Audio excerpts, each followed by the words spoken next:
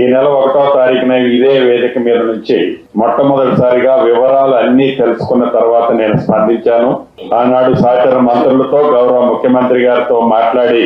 బాధితులు ఎవరైతే నిజమైన లబ్ధిదారులు నష్టపోయారో నష్టపోయిన ప్రతి వారిని ఈ ప్రభుత్వం ఆదుకుంటది అని ఆనాడు 15 రోజుల లోపే అంటే 15వ తారీఖు లోపే మళ్ళీ ఇక్కడ మీటింగ్ పెట్టి లబ్ధిదారుల్ని ఫైనల్ చేసి అర్హులైన ప్రతి పేదవాడికి, ఇది పేదవాడి ప్రభుత్వం, పేదవాడి దీవెనలతో వచ్చిన ప్రభుత్వం, పేదవాడి ఆశీస్సులతో ఉన్న ప్రభుత్వం కాబట్టి ఆదుకుంటది, సహాయం చేస్తది, తప్పకుండా మీ ఘోషని ఒట్టిగా పోనీదు అని చెప్పడం జరిగింది. అన్నమాట ప్రకారం గౌరవ ముఖ్యమంత్రి గారు, డిప్యూటీ సీఎం గారు, స్థానిక శాసనసభ్యులు, మంత్రివర్యులు, మిగతా మిత్రులందరూ సూచనలు సలహాలతో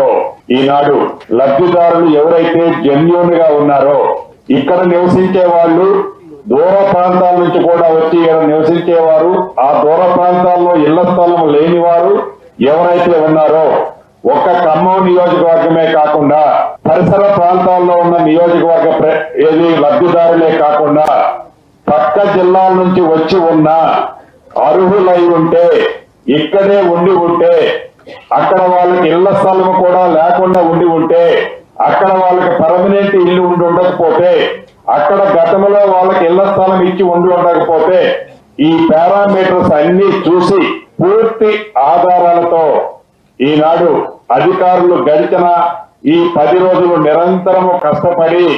లబ్ధిదారుల లిస్టులను ఫైనల్ చేయడం జరిగింది. ఇళ్ల స్థలం లేని వాళ్ళు ఇక్కడ ఏదైతే 311 మందికి ఈనాడు ఇళ్ల స్థలం ఇస్తున్నామో, ఈ 311 మందితో పాటు ఈ ఉమ్మడి ఖమ్మం జిల్లాలో ఇళ్ల స్థలం ఏ గ్రామంలోనైతే ఉంది, మేము అక్కడ ఇల్లు కట్టుకుంటామన్నా మాకు ఇల్లు ఇవ్వండి అన్న వాళ్ళు 101 మంది. ఈ 311 101 అంటే 412 మంది. 311 మందికి ఇళ్ల స్థలము ఇల్లు ఇస్తూ వారి వారి గ్రామాల్లో ఇళ్ల స్థలం ఎవరికైతే ఉందో వారికి ఇల్లు ఇచ్చే కార్యక్రమాన్ని ఈనాడు మనం ఫైనల్ చేసుకోవడం జరిగింది. దాంట్లో లబ్ధిదారులందరూ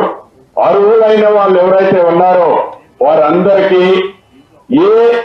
భేషజాలు లేకుండా, చివరికి మా మీద దుమ్మెత్తి పోసిన వాళ్ళు అర్హులై ఉన్నా వారి బాధ ఘోష చెప్తే ఆ ఘోషని వాళ్ళు ఎల్లబుట్టిన వాళ్ళు వ్యక్తిగతంగా విమర్శించిన అటువంటిది మనసులో పెట్టుకోకుండా అర్హులైన ప్రతి పేదవాళ్ళకి ఈనాడు ఇళ్ల స్థలము, ఇల్లు, ఈ